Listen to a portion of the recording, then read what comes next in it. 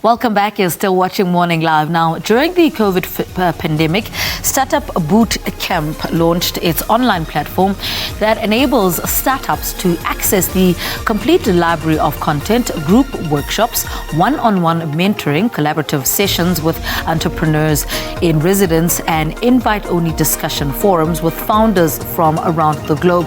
The remote accelerator concludes with an online demo day where startup founders pitch their disruptive solutions to a broad audience of media investors, corporate partners, and industry stakeholders.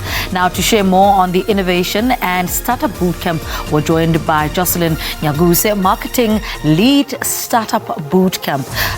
Jocelyn, good morning. Welcome to Morning Live. Thank you for having me. I mean, what do you think has led to an increase around investment in African innovation? So I think it's definitely the problems that we experience in Africa that are really worth solving. And so now there's so much young talent that has emerged to help solve these problems. The past 5 years, we have seen companies like Flutterwave, Yoko, and Take a Lot, and many more solve problems that affect the world and people on a daily basis. So I think it's no surprise that an estimated $4.9 billion was raised by entities in multiple sectors in 2021. So yeah, 2022 is certainly going to be better because there's so much to be done. And how will this interest push the whole ecosystem forward and benefit startups? So I think the biggest challenge for most startups is funding. But apart from that, apart from many investors flocking into Africa, there has also been a sharp rise in local investment, local investors coming to the fray, and also accomplished entrepreneurs who are plowing back into the ecosystem. So many players are now more willing to do proof of concept. So there's so many corporates who are willing to do proof of concepts and pilots with startups, which is certainly a game changer because for startups, it's very costly to acquire customers and get talent. So this is a chain reaction of innovation amongst citizens and especially the youth. It's really encouraging. And talk to us about the Startup Bootcamp. So we are a PanAfrican accelerator. We empower early stage tech startups. We launched in 2017 as the first multi-corporate backed PanAfrican accelerator. And we run a 3-month accelerator program, the one that you mentioned earlier. And we're working with 10 startups. We work with just 10 startups because we really give customized support. And these people would have been scouted across the continent.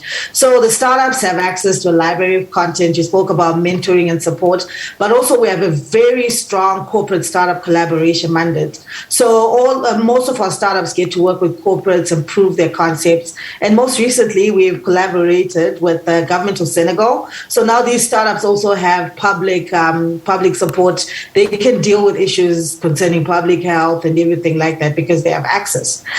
Most importantly, we also give them funding. We give them $18,000 in cash just for participating in the program. And we have a lot of benefits that are valued at over $750,000. And I beg your pardon, how long does the bootcamp run for? It runs for 3 months and startups go undergo through intensive coaching throughout the process. So, it goes for 3 months. And, what kind of skills will be offered? So, as I mentioned before, we have intensive coaching and expert-led masterclasses where we cover scaling fundamentals. We help startups with their business models. We help with their pitching and their fundraising, which is also very important. So with these skills, these skills that we help them attain, help them thrive in complex environments that they operate in. Africa is very difficult to work in without the support. So we're there to support. What kind of startups are you looking for? What is the criteria do you use to admit people into this program? So it's generally startups who are in the early stage. As I said earlier, it's the early stage tech startups. So these are startups who are disrupting in these key industry sectors like agri-tech and supply chain, fintech, the Internet of Things and connectivity, machine learning, cybersecurity, clean tech, and reg tech.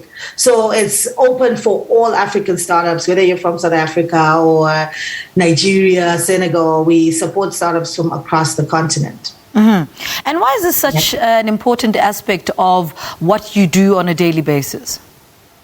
The Pan-African part of it is because we realize that there's so much that needs to happen in the continent, and a lot of it is going to come from collaboration, and when we do cross-border support, it really helps us understand different markets and also really contextualize the support that we give while we're helping startups really expand in the ecosystem and work better with other people. And it's a really world-class accelerator. So we give you the things that you'll be learning in Europe and we contextualize it for Africa, which is very important when it comes to things like this. And what are some of the biggest mistakes that startups make right at the beginning of their businesses? So I think one of the biggest mistakes that we've encountered a lot is startups struggle to change. So they struggle to pivot their businesses based on what the market wants. So a lot of the struggle is finding your product market fit. And we help you with that. We help you really understand who your audience is and how you can really better serve them with your products. So it's all about finding your product market fit and becoming profitable. So that building of a sustainable business model is a very big struggle for most startups. And how important is it for them to also adjust to how technology, is moving and where the world is moving? Very important, because if you notice, everything is just really enabled by tech. And so you need to be able to say, okay, so now there's COVID-19. How am I going to thrive in this environment? And all of that is really powered by tech. And you find things are easier for you when you understand the tech behind your product or the tech around you, because there's so many things that we're focusing on in an analog way that can easily go digital. So yeah, it's very important to be able to adjust.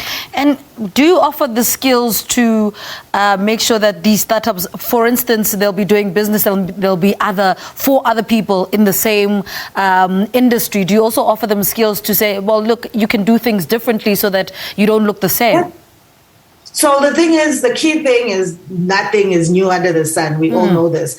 So you're obviously going to encounter people who are doing something that is similar to your product, but it's always about how you stand out and how you find your niche. So the key thing is to find who your actual customers are and how can you stand out? What's your unique selling proposition when it comes to that? So it's a very important component that we help with. All right. Give us more details on this. Where do people access this? So we're on social media. Unfortunately, we have just closed our applications for this coming cohort that starts in April. But be on the lookout. We have a second cohort coming out. And we're on social media. We have a website, StartupBootcamp.org. And then it's SABC Afritech on Instagram, Facebook, Twitter, and LinkedIn. What has been the most rewarding part of being part of this project for you? So for me, I actually personally help with pitch practice. So when I eventually see all these startups on demo day pitch their products to investors, it's very fulfilling to see how the story has evolved, how they're better at their storytelling. So for me, that has been the most fulfilling. Obviously, so many people have raised money during the program. We have a woman, which is something I'm very proud of. She's a lady from Nigeria. She raised 500,000 in 3 days, 500,000 US dollars. So for me, that was very fulfilling in that she joined the program and a lot of the things were hanging. But by the time the program ended, she had raised enough funding for her startup.